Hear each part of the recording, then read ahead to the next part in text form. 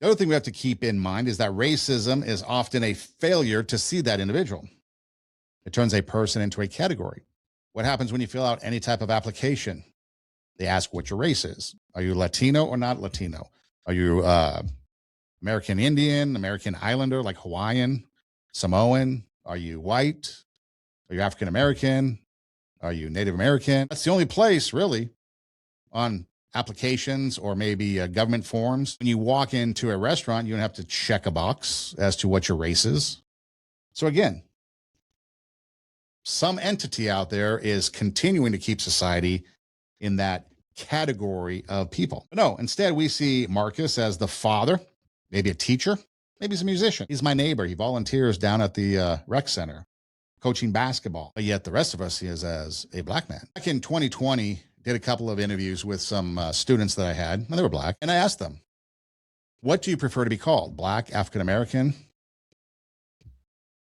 And the response, all three of them, was like, it really doesn't matter as long as it's with respect. They don't care. Preferably, they don't want to be seen as black. In fact, their response was, I'm a person who happens to be black, just like you're a person who happens to be white. Why is it that we only identify those other people as classifications?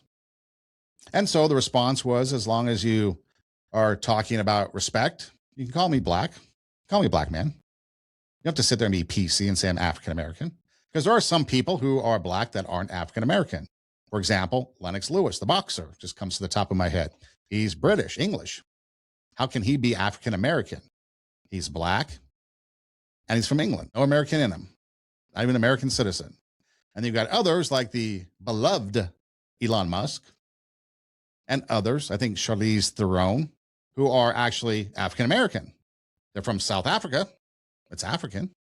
And they're from American citizens. Or what about the people from North Africa, like Egyptians, Moroccans, people that aren't of black skin? Are they not African Americans? So you can see how we start getting into these categories that it really becomes kind of ridiculous and stupid. You see Maria, she's the nurse, a mother, a business owner, maybe a community leader, but to others, she's a Hispanic woman. Instead of seeing Daniel, the student, the athlete, the future engineer, he's just an Asian kid, and an Asian kid that's good at math. Instead of seeing an individual white person with a unique background, someone assumes they're automatically wealthy, powerful, sheltered, hateful, and personally responsible for every historical injustice that ever occurred.